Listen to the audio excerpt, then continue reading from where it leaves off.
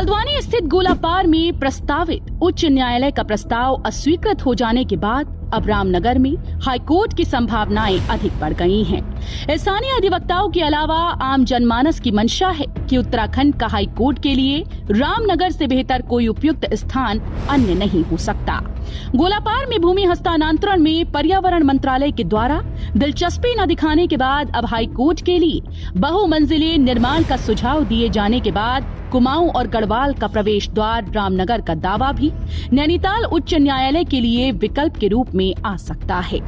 जहां तक उपयुक्त भूमि का सवाल है, रामनगर में आम पोखरा, सावलदे आदि स्थानों पर पर्याप्त मात्रा में राजस्व विभाग की भूमि उपलब्ध है।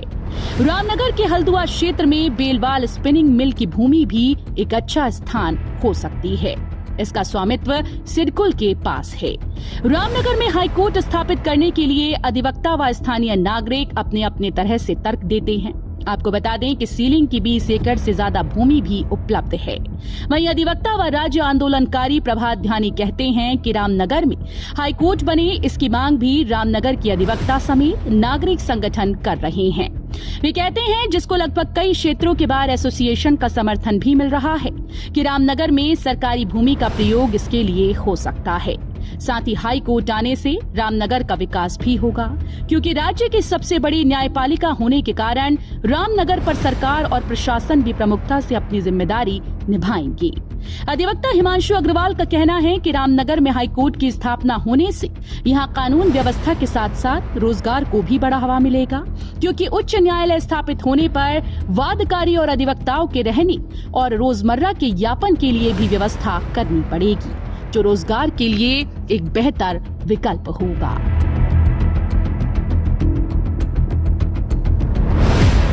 देखिए, जब से हल्द्वानी में भूमि संबंधी समस्या आ रही है, राजस्व भूमि पर्याप्त मात्रा में नहीं है, तो रामनगर की भी एक उचित दावेदारी इसमें हो सकती है, क्योंकि रामनगर में सीलिंग की या अन्य तरह की राजस्व की भूमि काफ़ी मात्रा में मौजूद है, आम पोखरा में, सावलदे में और अन्यत्र स्थानों पर। तो रामनगर एक उपयुक्त स्थान हो सकता है और यहाँ पर हाईकोर्ट बनाया जा सकता है। और साथ ही जो है, जो कई बार मांग उठती है हरिद्वार में बेंच बनाने की, देहरादून में बेंच बनाने की, अगर रामनगर में हाईकोर्ट होता है तो वो बेंच बनाने की मांग भी खत्म हो जाएगी, क्योंकि कुमाऊं और गढ़वाल से लगभग समान दूरी पे ये हमारा हाईकोर्ट होगा। और यहाँ पे तमाम तरह की सुविधाएं, चाहे रेल मार्ग की, चाहे एयरपोर्ट से नज़दीकी हो, चाहे तमाम इंफ्रास्ट्रक्चर की बात हो, सब रामनगर में मौजूद है। देखिए, जिस प्रकार से रामनगर क्षेत्र में हाईकोर्ट की मांग आज फिर से जोर पकड़ा है हाईकोर्ट बनने की मांग ने, पूर्व में भी कई बार इस मांग को जो लेके यहाँ के अधिवक्ता लोग और सामाजिक लोग कई बार मांग कर चुके हैं, और ये मांग नई नहीं है, ये मांग पुरानी है। और अगर उच्च न्यायालय यहाँ स्थापित होता है तो काफ़ी बेहतर व्यवस्थाएं होंगी, क्योंकि रामनगर कुमाऊं और गढ़वाल का प्रवेश द्वार है और साथ ही तलहटी में है, और यहाँ पे रेल सुविधाएं भी हैं, ताकि क्योंकि कुछ लोग अभी भी दिल्ली जैसे शहरों से या फिर महानगरों से कई अधिवक्ताओं को लाते हैं, तो उनके लिए आने के लिए सुगम व्यवस्थाएं हैं। और उच्च न्यायालय यदि रामनगर में स्थापित होता है तो कानून व्यवस्था के साथ साथ रोजगार को भी बड़ा बढ़ावा मिलेगा। माननीय उच्च न्यायालय जो नैनीताल में स्थित है, उसको शिफ्ट करने, नैनीताल जनपद के में शिफ्ट करने की बात की जा रही है, और उसके लिए पहले उन्होंने गोलापार की जगह को चिन्हित किया था, जिसको एनजीटी ने रिजेक्ट कर दिया है। हम पहले से ही कहते रहे कि रामनगर माननीय उच्च न्यायालय के लिए बहुत ही उचित स्थान है। यहाँ पर पर्याप्त जमीन है, राजस्व विभाग की जमीन है, सीलिंग की जमीन है, आम पोखरा में लगभग 20 से 25 एकड़ जमीन है जो खाली पड़ी है, जिसमें कोई पेड़ नहीं है, कुछ नहीं है। और लगातार हमने इसके लिए जन संगठनों, तमाम रामनगर के सामाजिक राजनीतिक संगठनों का साथ भी लिया था। और जो सबसे बड़ी बात है जो हमारे पक्ष में है कि रामनगर को Kashipur bar association, Jaspur bar association, Haridwar, Dehradun, सारे उनका हमको समर्थन प्राप्त है। कोटद्वार के लोग सब चाहते हैं कि यहाँ पर हो।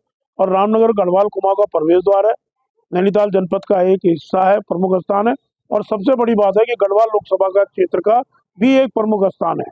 तो इसलिए रामनगर हर तरह से यहाँ पर सारी जो भी मानक है माननीय उच्च न्यायालय के, वो 18 से 20 एकड़ जमीन मांग रहे हैं। एनजीटी ने कहा कि मल्टी स्टोरी बनाइए, उसके लिए पर्याप्त है, रेल की कनेक्टिविटी है, बस की कनेक्टिविटी है, पानी पर्याप्त है, नेशनल हाईवे से जुड़ा हुआ है। तो सारी जितनी भी फिजिकल हो, पर्यावरणीय हो, वो सारे मानकों को रामनगर पूरा करता है।